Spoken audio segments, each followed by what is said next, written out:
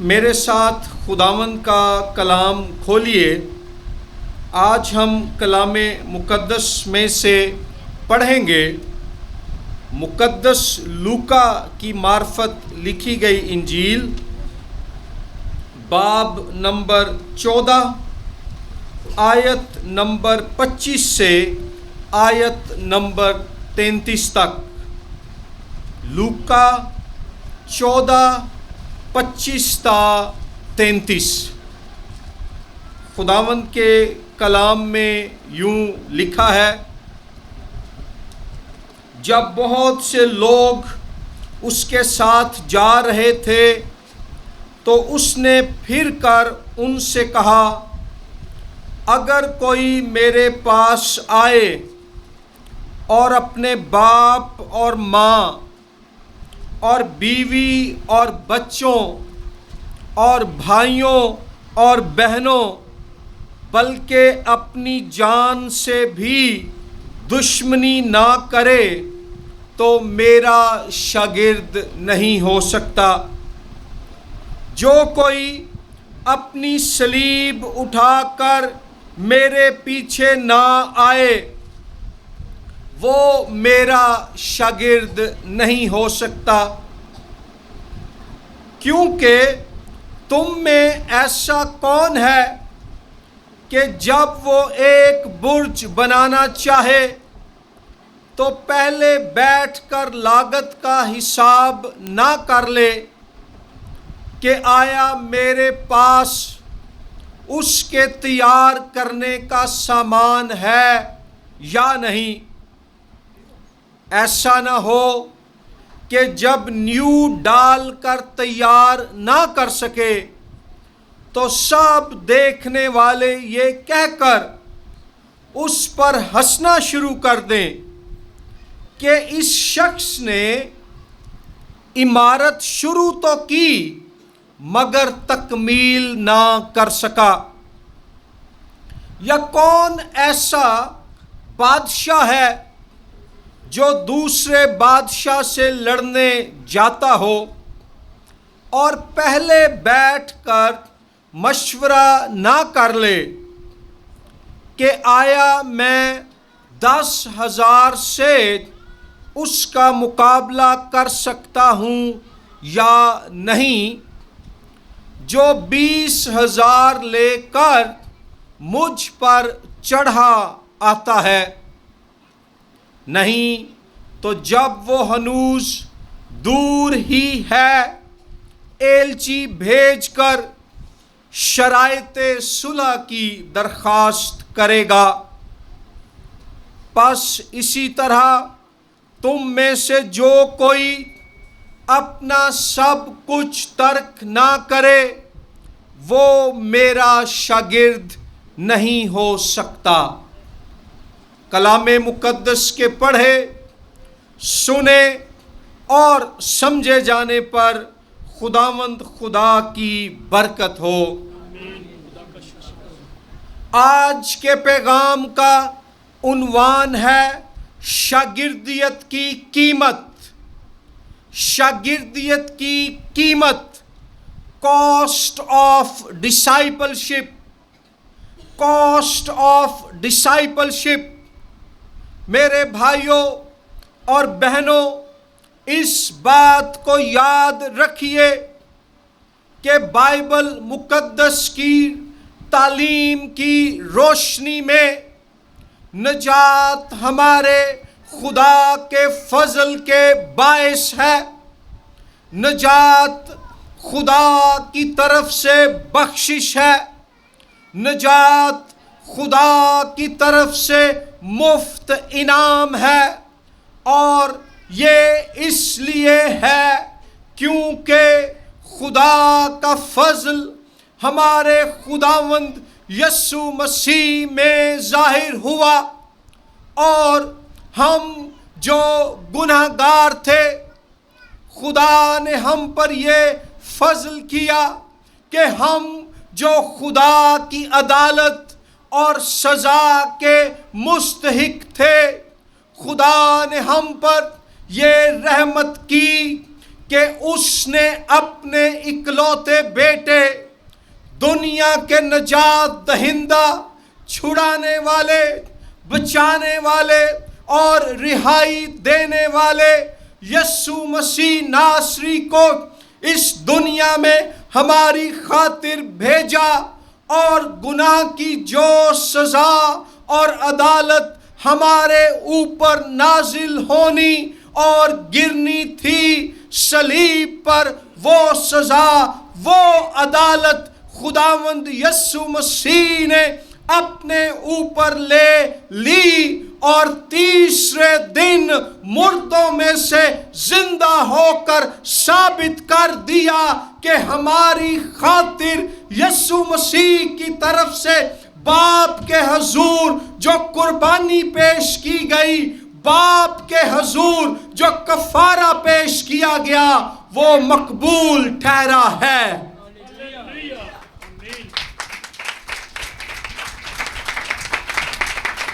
یسوع مسیح کی موت اور جی اٹھنے کے وسیلے سے ہم پر خدا کا فضل ظاہر ہوا ہے،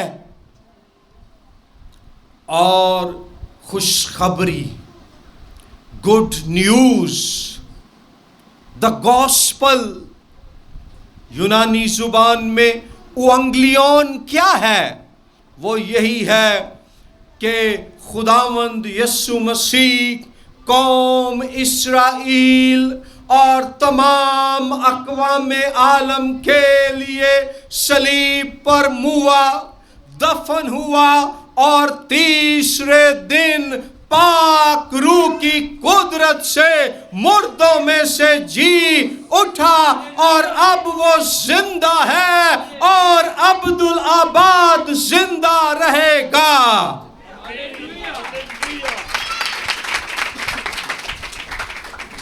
سو نجات خدا کے فضل کے باعث مفت ہے۔ کفارہ، قیمت، قربانی خداوند یسوع مسیح نے دے دی ہے۔ گناہ کی جو سزا مجھ پر اور آپ پر آنی تھی، وہ صلیب پر یسوع مسیح نے اپنے اوپر لے لی، اور پاکیزگی اور راستی والی جو زندگی میں نے اور آپ نے گزارنی تھی، ہماری خاطر یسوع نے گزار دی۔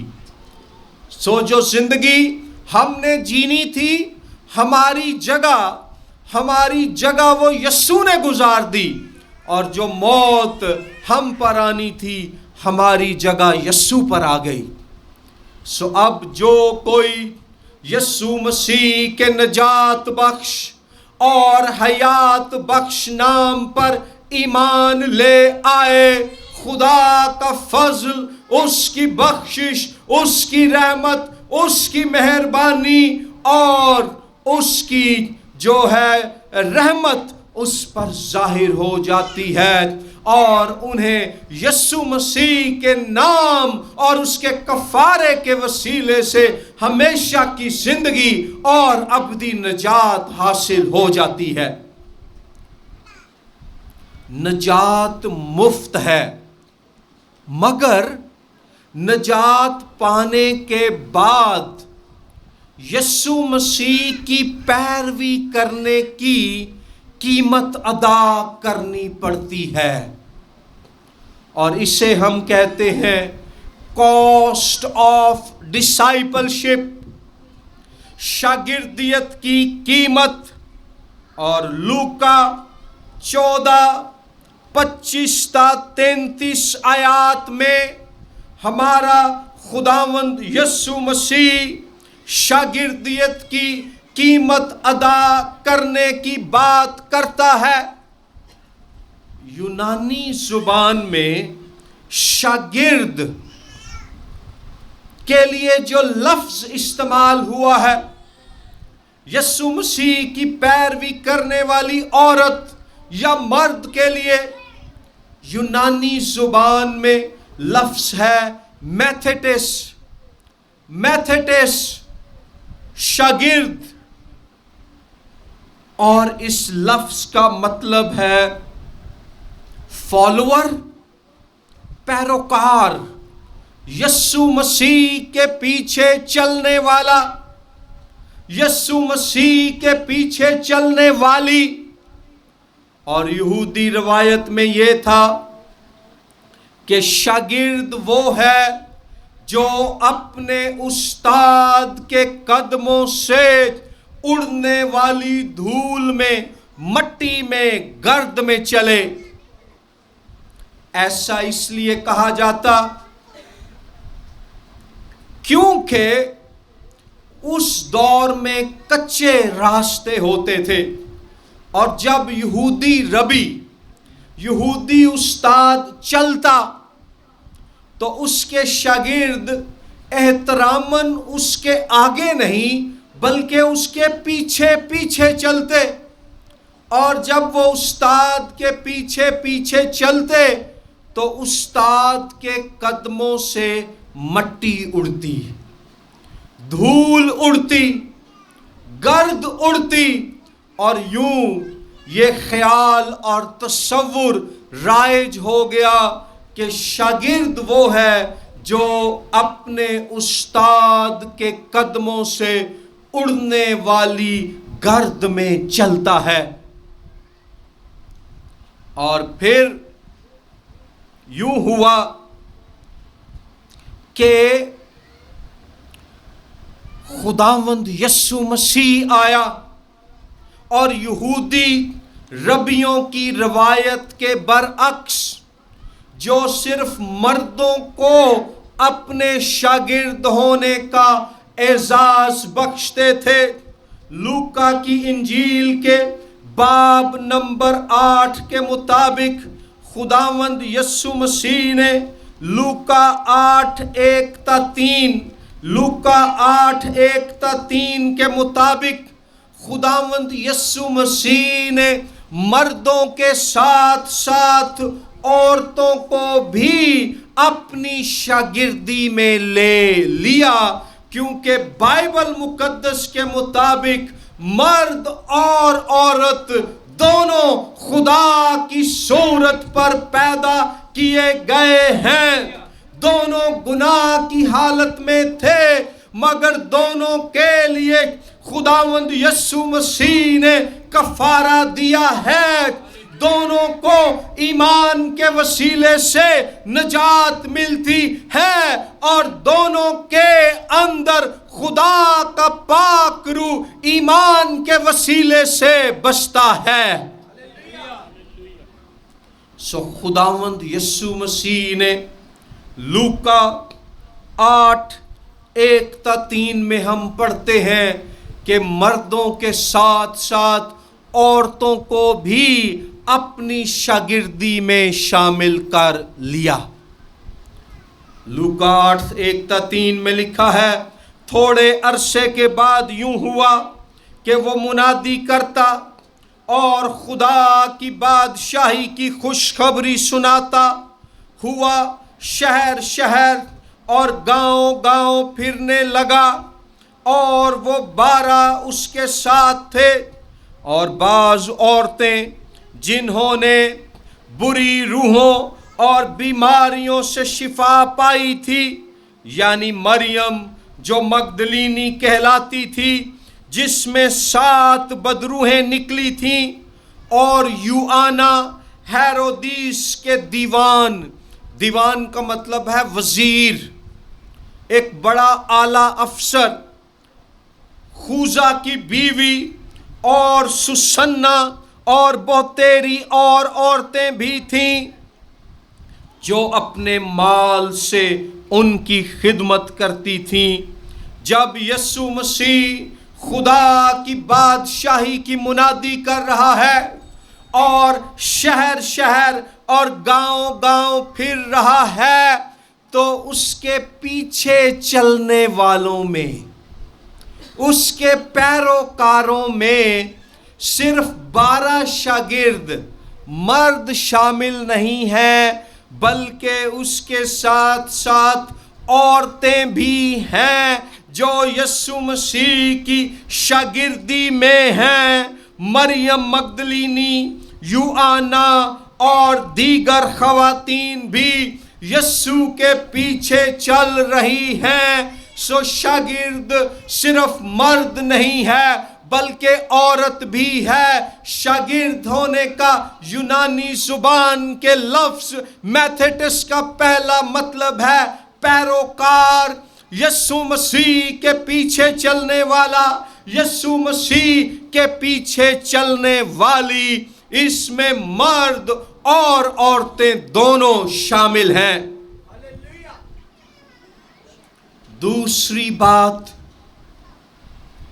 میتھیٹس کا دوسرا مطلب ہے لرنر، سیکھنے والا، سیکھنے والی۔ سو یسوع مسیح کا شاگرد یا یسوع مسیح کی شاگردہ کون ہے؟ وہ جو مسیح کے قدموں میں بیٹھ کر اس سے سیکھتے ہیں۔ اور لوکا کی انجیل ہی میں ہمیں ذکر ملتا ہے کہ دو بہنیں تھیں، مریم اور مارتھا۔ اور مارتھا تو خداوند یسوع مسیح کی کھانا بنا کر خدمت کر رہی تھی، لیکن مریم یسوع کے قدموں میں بیٹھ کر اس سے سیکھ رہی تھی۔ وہاں مریم ہمیں یسوع مسیح کی ڈسائپل، اس کی شاگردہ، اپنے خداوند سے سیکھنے والے کے طور پر نظر آتی ہے۔ سو عورتیں بھی یسوع کے قدموں سے اڑنے والی دھول میں اس کے پیچھے چلتی، عورتیں بھی یسوع مسیح کے قدموں میں بیٹھ کر اس سے سیکھتی۔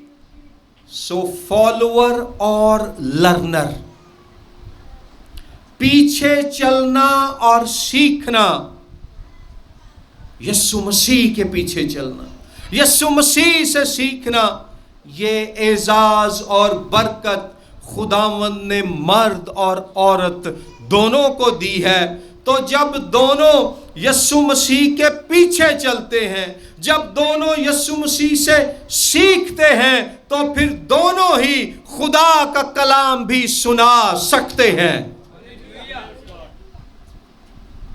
خداوند یسوع مسیح جب مر گیا اور دفن ہوا تو شاگردوں نے تو ڈر کر خود کو کمرے میں بند کر لیا، کنڈے لالے اندروں۔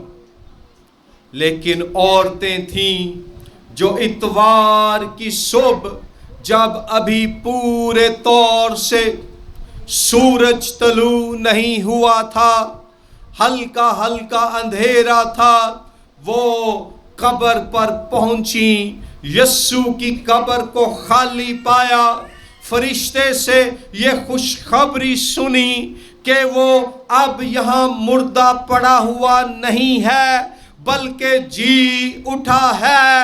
اور عورتیں یسوع کے جی اٹھنے کی سب سے پہلی گواہ بن کر شہر کو لوٹیں اور خداوند یسوع کے شاگردوں کو اور دیگر لوگوں کو یہ خبر پہنچائی کہ خداوند یسوع مسیح زندہ ہے اور ہم اس کے جی اٹھنے کی گواہ ہیں۔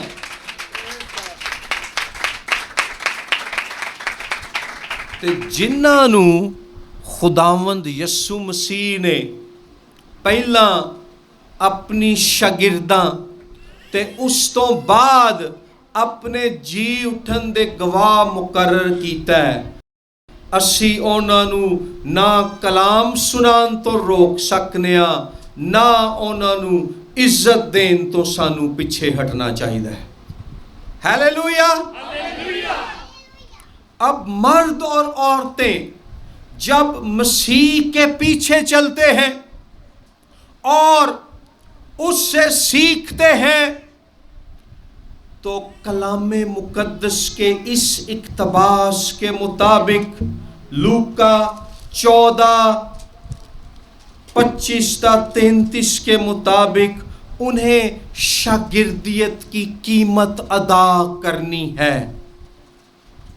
یسوع مسیح کہتے ہیں بہت سے لوگ اس کے ساتھ جا رہے تھے، مرد بھی ان میں شامل تھے، عورتیں بھی شامل تھیں۔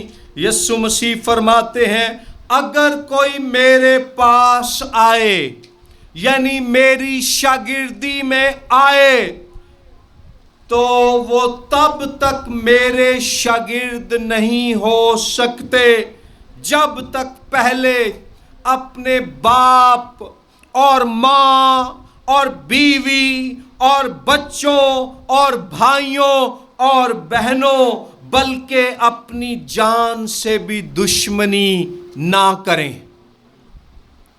اب لوگ اکثر مس انڈرسٹینڈ کر جاتے ہیں، غلط فہمی کا شکار ہو جاتے ہیں کہ جب خداوند یسوع مسیح فرما رہا ہے کہ اپنے باپ ماں بیوی بچوں بھائیوں بہنوں بلکہ اپنی جان سے بھی دشمنی کر لو، تو اس کا مطلب ہے کہ ہم نے ان سب کو رد کر دینا ہے۔ ہرگز نہیں، خداوند یسوع مسیح کا یہ مطلب ہرگز نہیں تھا۔ یہودی ثقافت اور طریقہ تدریس میں یوں تھا کہ دشمنی کرنا یا نفرت کرنا، اس کا ایک مطلب تھا دوسرے کی نسبت کم محبت کرنا۔ جب خداوند کہہ رہا ہے کہ تو اپنے باپ ماں بیوی بچوں بھائیوں اور بہنوں بلکہ اپنی جان سے دشمنی کر، ایک جگہ متی کی انجیل میں لکھا ہے ان سے نفرت کر، تو مطلب یہ ہے کہ میرے مقابلے میں ان سب سے کم محبت کر، سب سے زیادہ محبت، سب سے زیادہ وفاداری، سب سے زیادہ ترجیح تیری زندگی میں میرے بھائی میری بہن میری بیٹی، اے بچوں بزرگوں نوجوانوں، آپ کی زندگی میں یہ جو ہے ترجیح خداوند یسوع کو حاصل ہو۔ سو دشمنی کرن دا مطلب یہ نہیں کہ گھر جا کے ابو جی نو تھانے پھڑا دو، امی جی دے نال لڑائی شروع کر دو، چھوٹے بھن بھراواں نو پھینٹا لانا شروع کر دو۔ ایک کلام چ یسوع نے کہا ہی انہاں نال دشمنی کرو، انہاں نال نفرت کرو۔ نہیں، اس کا مطلب ہے میری نسبت ان سے کم محبت رکھو، سب تو زیادہ پیار، سب تو بہتی چاہت وفاداری خداوند یسوع دے نال ہوئے۔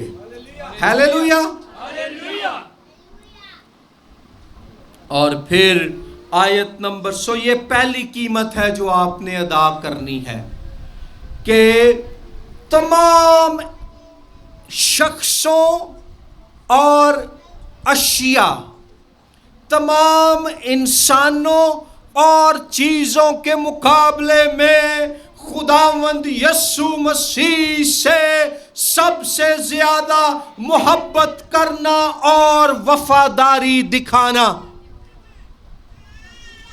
پھر آیت نمبر 27 میں لکھا ہے دوسری بات، شاگردیت کی قیمت ہے مسیح کے لیے دکھ اٹھانا۔ یسوع مسیح فرماتے ہیں جو کوئی اپنی صلیب اٹھا کر میرے پیچھے نہ آئے وہ میرا شاگرد نہیں ہو سکتا۔ صلیب یہاں دکھوں کی علامت ہے، صلیب یہاں اعزار رسانی کا استعارہ ہے، صلیب یہاں مسیح کی خاطر مصیبت کا نشان ہے، صلیب یہاں مسیح کی خاطر रंजो अलम की अलामत है। सलीब यहां इस बात की निशानदही करती है कि जैसे बाप की पैरवी और फर्माबरदारी में यीशु मसीह ने ना सिर्फ मौत बल्कि सलीबी मौत गवारा की, सलीब का दुख सहा और शर्मिंदगी की परवाह ना की, ऐसे ही यीशु मसीह के शागिर्द मर्द और औरतों ने भी यीशु की खातिर दुखों की परवाह नहीं करनी, एज़ार सानी की परवाह नहीं करनी, शर्मिंदगी की परवाह नहीं करनी, बल्कि हर तरह के अच्छे और बुरे हालात में खुदावंद यीशु मसीह से चिमटे रहना है, वफादार रहना है और उसके नाम का इनकार नहीं बल्कि हर सूरत हर हालत में इकरार ही इकरार करना है।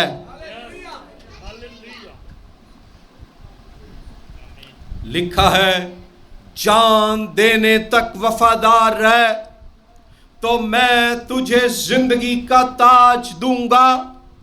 मुकाशफा 2:10। फिर मत्ती 25वें बाब में लिखा है, यीशु मसीह फरमाते हैं, जो कोई आदमियों के सामने मेरा इनकार करेगा मैं भी बाप के सामने उसका इनकार करूंगा। लेकिन जो कोई आदमियों के सामने मेरा इकरार करेगा मैं भी बाप के सामने उसका इकरार करूंगा।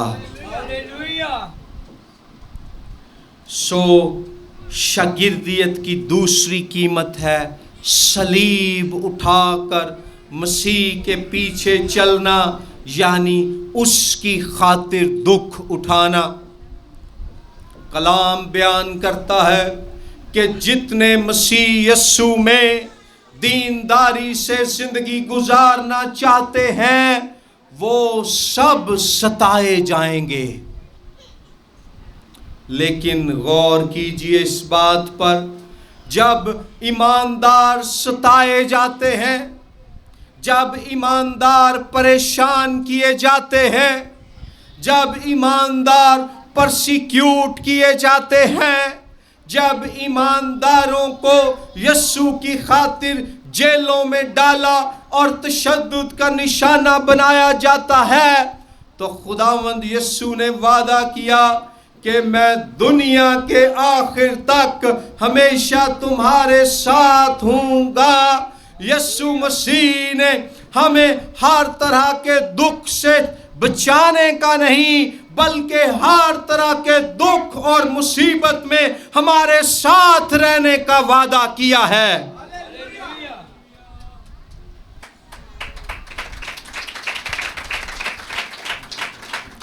एक दफा एक बहन थी जिसका घर साहिले समुंदर के नजदीक था। हर सुबह ठंडे वक्त वो जाती और समंदर के साहिल पर गीली रेत में वॉक करती। जब वो नंगे पांव वॉक करती और दुआ करती तो वो देखती कि चलते हुए उसके कदमों के जो निशान रेत पर बन रहे हैं उनके साथ दो और कदम हैं जिनके निशान बन रहे हैं। उसका ये यकीन था कि ये खुदावंद यीशु मसीह है जो मेरे साथ साथ चलता है।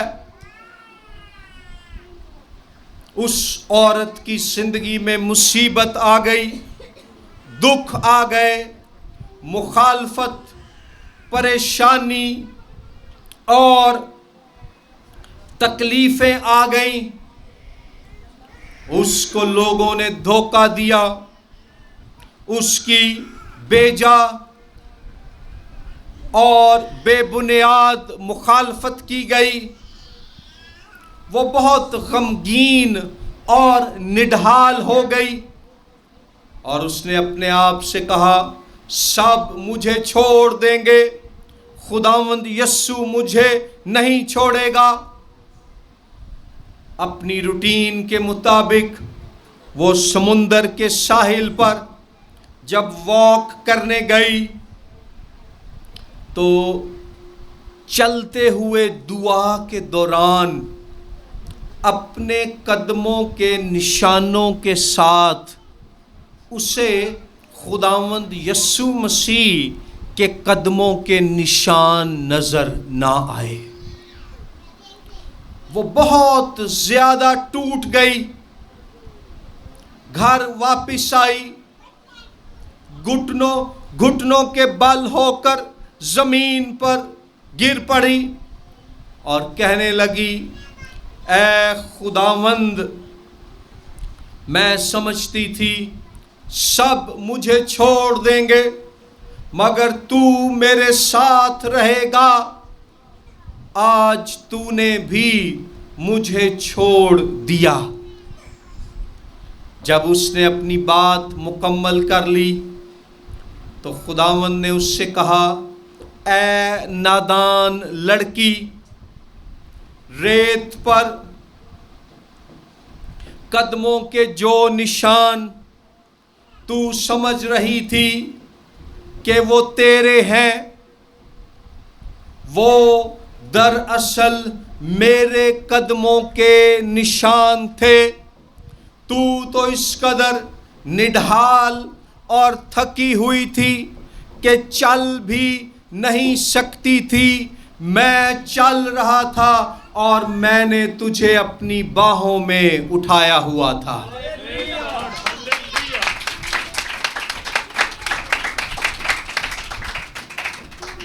جب یسوع مسیح کے شاگرد صلیب اٹھا کر چلتے ہیں، دکھ اٹھاتے ہیں اور نڈھال ہو جاتے ہیں، تو خداوند یسوع مسیح انہیں چھوڑتا نہیں ہے، ان کے ساتھ رہتا ہے، بلکہ انہیں اپنی باہوں میں لے لیتا ہے۔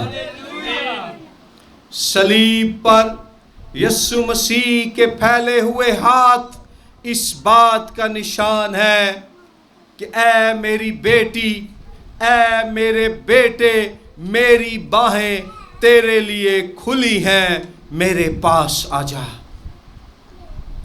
اور پھر آیت نمبر 28 میں یسوع مسیح ایک مثال دیتے ہیں آرکیٹیکچر، فن تعمیر کی دنیا سے،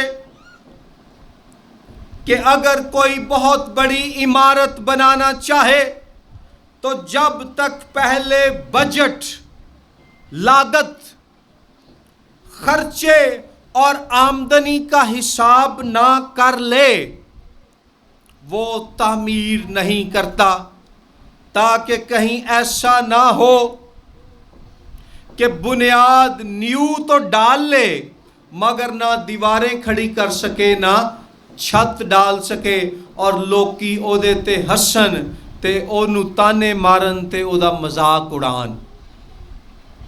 اور مسیح کے زمانے میں بتایا جاتا ہے کہ 27 عیسوی میں اس علاقے میں ایک بہت بڑا تھیٹر گر گیا تھا، اس کے نیچے 50,000 لوگ آ کر مر گئے تھے، اور قدیم دور میں بادشاہ اپنا نام قائم کرنے کے لیے اور اپنی رعایا کی حفاظت کے لیے اور اپنے دشمنوں پر حملے کرنے، تیر برسانے کے لیے بڑے بڑے مینار، برج، عمارتیں اور قلعے بناتے۔ لیکن اگر کوئی بادشاہ بنیاد رکھنے کے بعد اس عمارت کو مکمل نہ کر پاتا تو لوگ اس پر ہنستے اور ٹھٹھے مارتے۔ ਉਹਦੀ ਬਿਜਤੀ ਹੋ ਜਾਂਦੀ ਹੈ, ਬਿਜਤੀ हो जाती। इसी तरह यीशु मसीह कह रहे हैं, जैसे बादशाह को बुर्ज यानी बड़ी बुलंद इमारत बनाने से पहले बजट का अंदाजा करके बाकायदा मंसूबा बंदी करनी है, इसी तरह मेरे पीछे आने से पहले इस बात का अच्छी तरह से तयन और तहैया कर लो कि मेरी पैरवी, मेरी शागिर्दी की खातिर तुम्हें दुख उठाने पड़ेंगे, तुम्हें कीमत अदा करनी पड़ेगी। क्या तुसी ओ कीमत अदा करन लई तैयार है वो या नहीं?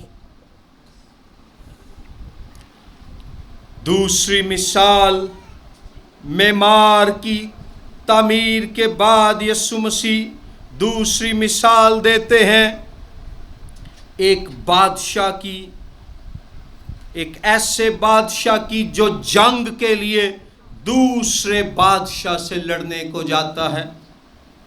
इसको हम कहते हैं जंगी मंसूबाबंदी, वॉर प्लानिंग। जब कोई बादशाह फैसला करता है कि दूसरे बादशाह के मुल्क और फौज पर हमला करे, तो पहले वो वॉर स्ट्रेटजी, जंगी हिकमत अमली तैयार करते हैं, ताकि ऐसा ना हो कि उत्थे जाके हमला तो कर दिता जाए ते बाद चंगी फैंटी खा के ते जुतियां ते लित्तर खा के फिर दौड़दे हुए वापस आना पवे। मसीह के ज़माने में हेरोदिस इंतपास बादशाह ने एक पड़ोसी हुक्मरान जो रूमी हुक्मरान था उससे जंग की और उनसे शिकस्त खा गया, और लोगों में हेरोदिस इंतपास की कदर और उसका इख्तियार बहुत कम हो गया। यीशु मसीह बता रहे हैं कि मेरी शागिर्दी च आन दा मतलब ऐवे कि तोनू शैतान दे खिलाफ, तोनू गुनाह दे खिलाफ, तोनू बदरूआं दे खिलाफ, इंजील दे दुश्मनां दे खिलाफ रूहानी जंग लड़नी पवेगी।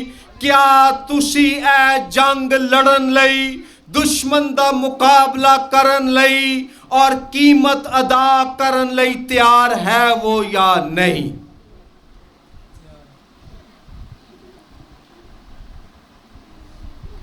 इस रूहानी जंग में बतौर यस्सु के शागिर्द खुदावंद इन दो मिसालों के ज़रिए से हमें ये बताना चाह रहा है कि अच्छी तैयारी और कीमत की आगाही, ये दोनों लाजमी है मसीह की शागिर्दी, उसके पीछे चलने में। और याद रखो, कलीसिया की तारीख में बहुत लोगों ने शागिर्दियत की कीमत अपनी जान देकर अदा की, पर यस्सु दा इनकार नहीं किया। 160 ईस्वी में, 160 मसीह में एशियाई कोचक जो मौजूदा तुर्की है, वहाँ के शहर स्मुरना में एक मसीही बिशप था जिसका नाम पॉलीकार्प था।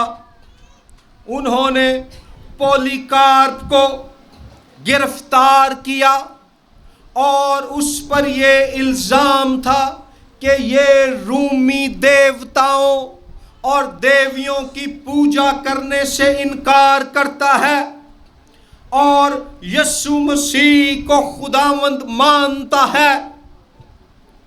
इस बिशप की उम्र 86 साल थी।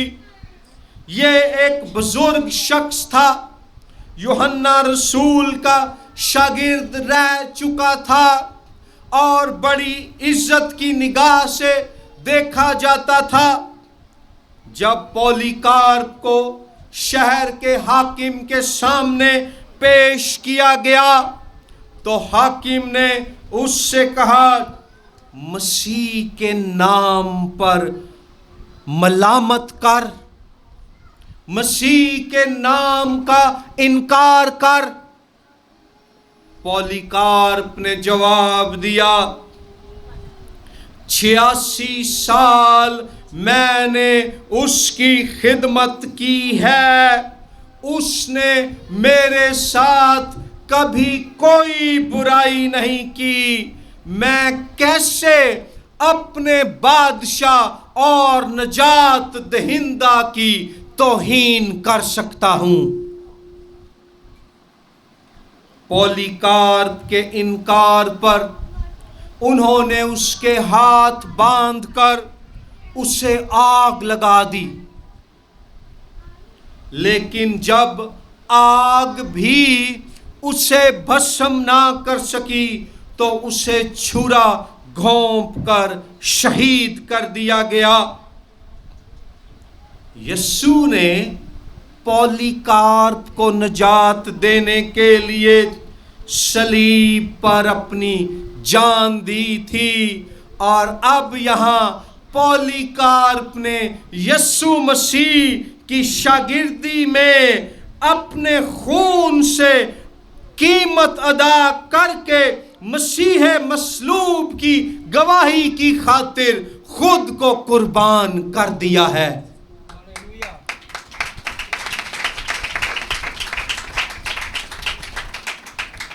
پھر ہمارے اپنے خطے برے صغیر پاک و ہند میں ہنری مارٹن ایک نوجوان مشنری تھا جو 1807 میں برے صغیر پاک و ہند میں انجیل کی منادی کے لیے آیا۔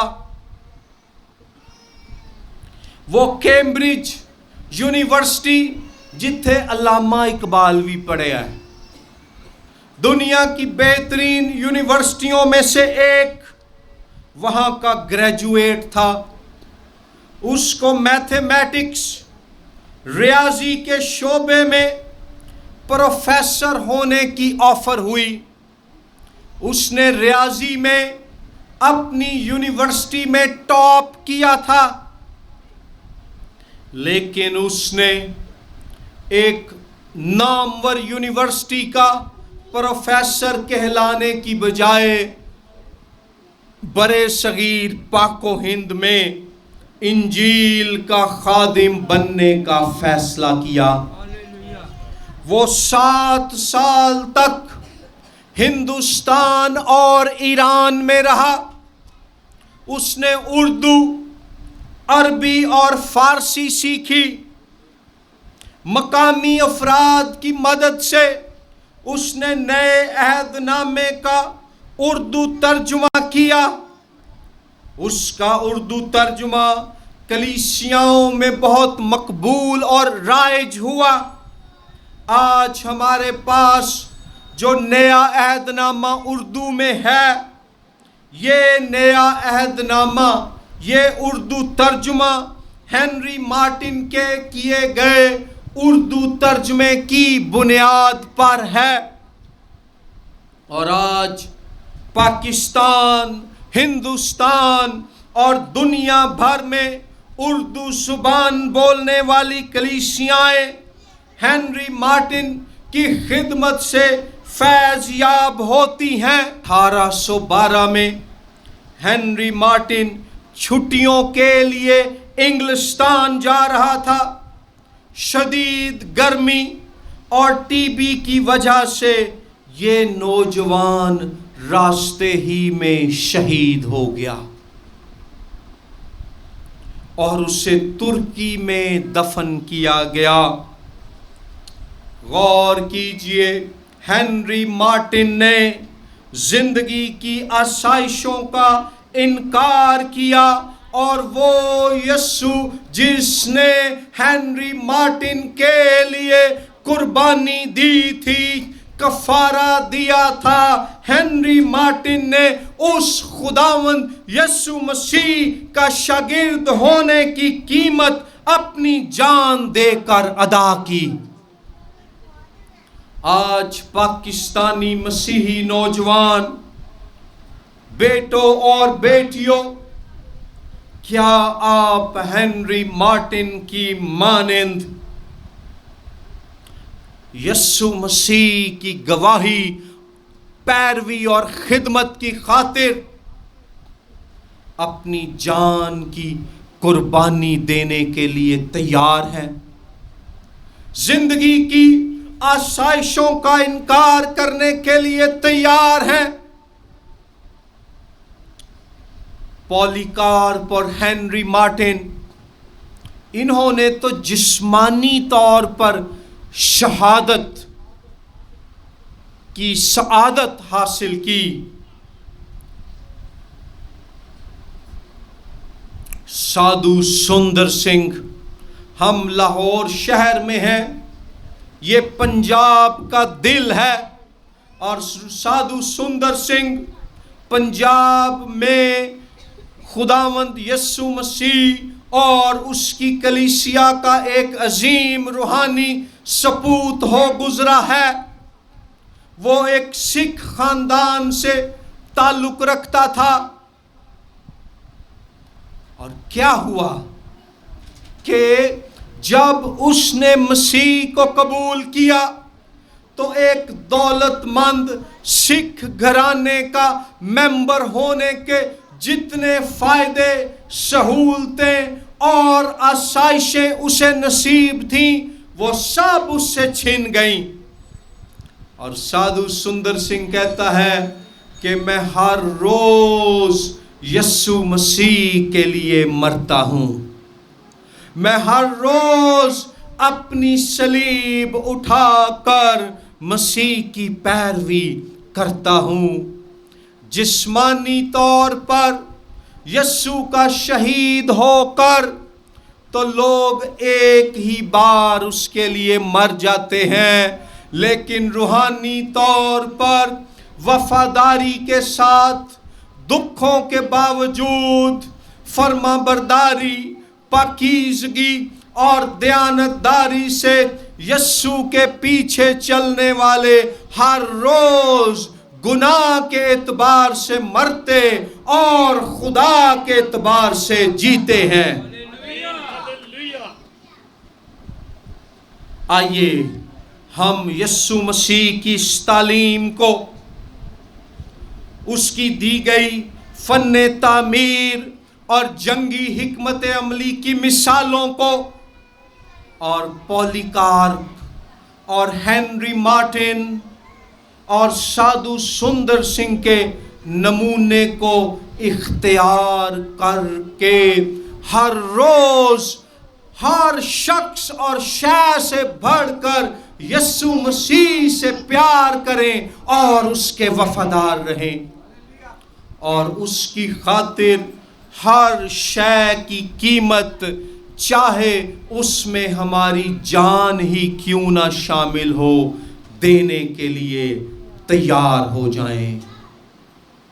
خداوند یسوع آپ کو برکت دے۔